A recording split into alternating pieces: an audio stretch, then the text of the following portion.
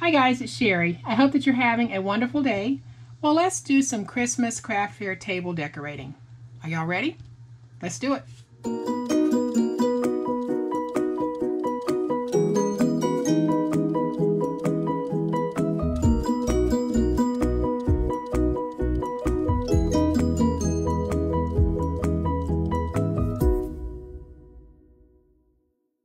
So I promised you guys a snapshot video of how I would stage my table at a craft fair.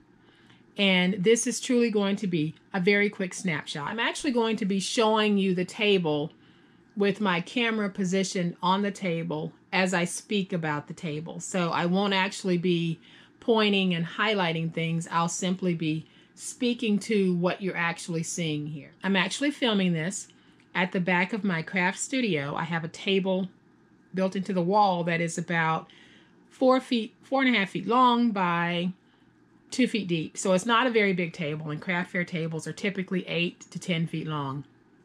And when I go to a craft fair, I usually get 2 to 3 tables. So this is by no means all inclusive of how I would do it, but it'll give you an idea of what I'm going for, the look that I'm going for. And so I like for everything to flow. I like to go with the traditional Christmas colors. And then I like to bring in my items and present them in a way that they are not competing with one another for attention. They actually pull the eye in, and you can get a good glimpse of what that item is all about. And I'll share one of my secrets with you guys. When I go to a craft fair, I always have open items on my table, and then everything else is wrapped. And the reason why I have open items is so that people don't have to try and sneak and open my items to see what's in it. So I always have like a sample item out on the table of the bigger items that I might have packaged up already.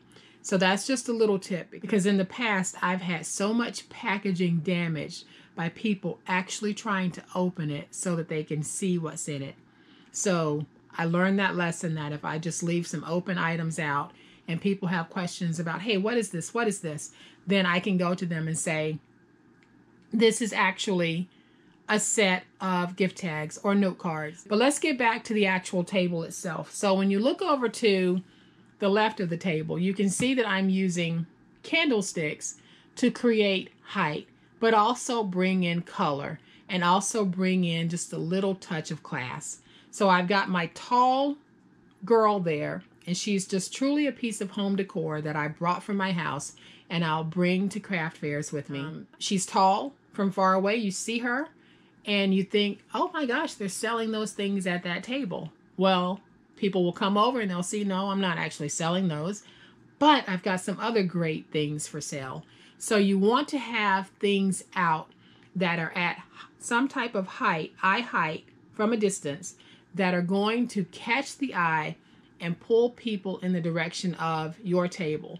One of the things that I do that I didn't do here is I have a 5-foot skinny Christmas tree that I have out, and I have it lighted. And what I do with it is I place tags and bows all over it. And those tags and bows are truly for sale. So when people come over, they can just pull bunches off and I'll bag them up, make a sale.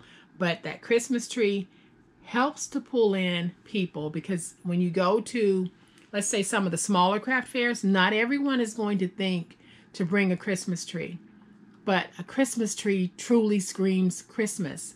So think about if you can find one on sale. They don't cost much. I just got the tall skinny, and that's what I haul off to a craft fair with me. So let's keep looking at the table. As we come over to the middle section, I have this little red wagon, and I like to fill that wagon with notepads, and right now I've got the scrap boards in it, mini notepads. All types of little things can fit in that wagon. But when you look at the wagon, doesn't it say Christmas? If you happen to have a little mini sleigh, put that out and fill it with items. Then as we scroll across, you can see my beautiful black and white plaid box. And this box is great for storage. Number one, so I can bring in storage and put it inside of the box and just keep replenishing, and it gives me height. So on top of that, I have set a white wooden box, and I'm using that to give me additional height, and on top of that I will sit something else, and then I can use the space around it to also set out product. So the goal is to create interest, but to always create height. I like to make sure that my table says, I took time with my items. I took time to set this up. I'm not just throwing out a whole bunch of stuff and here you guys just come rifle through my baskets and see what I have. So then I always make sure that I drape my table with beautiful feminine fabric. And here I've got some red layered with some beautiful, beautiful lace. And that is just so pretty to me. So I like to make sure that my tables are just pretty and represent the look that I am going for. All right, guys, so now I'm just going to come in and just pan up and give you guys a look at how everything looks on the table. And you can see how compact the area is, but just how beautiful and pretty the colors flow and everything works. All right, guys, there's a snapshot of how I would do my table. I hope that you found this helpful. And I hope that at least one of you who's planning to do a craft fair has found something in this video that might actually be a takeaway. So y'all have a great day, happy crafting, and we'll chat later. Bye.